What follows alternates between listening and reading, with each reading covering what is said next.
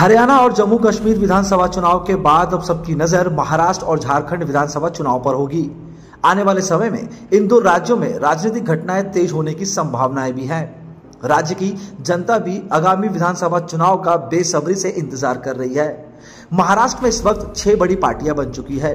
2 प्रमुख क्षेत्रीय दलों शिवसेना और राष्ट्रवादी कांग्रेस पार्टी के बीच विभाजन के बाद यह महाराष्ट्र का पहला विधानसभा चुनाव होगा।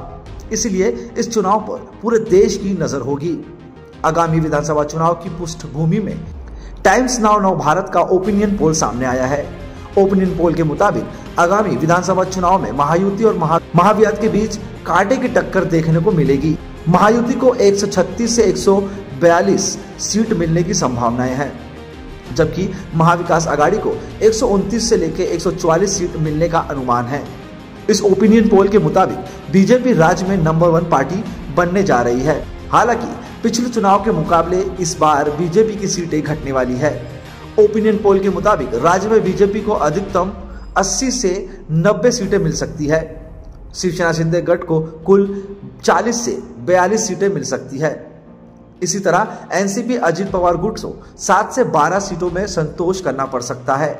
दूसरी तरफ महाविकास आघाड़ी में कांग्रेस को अधिकतम 58 से 68 सीटें मिलने की संभावनाएं हैं। इसके बाद एनसीपी शरद पवार गुट को 35 से 45 सीटें मिलने की संभावनाएं हैं, जबकि शिवसेना ठाकरे गठ को 26 से 31 सीटें मिलने की संभावनाएं जताई जा रही है। अन्य दलों को 3 से 8 सीटें मिलने का अनुमान है। ये भी एक अहम सवाल है कि जनता की नजरों में मुख्यमंत्री पद के लिए पसंदीदा चेहरा कौन होगा। इस संबंध में एक सर्वे किया गया।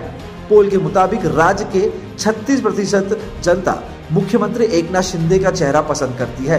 इसके बाद पूर्व मुख्यमंत्री उद्धव ठाकरे और देवेंद्र फडणवीस का चेहरा 21% लोगों को पसंद है।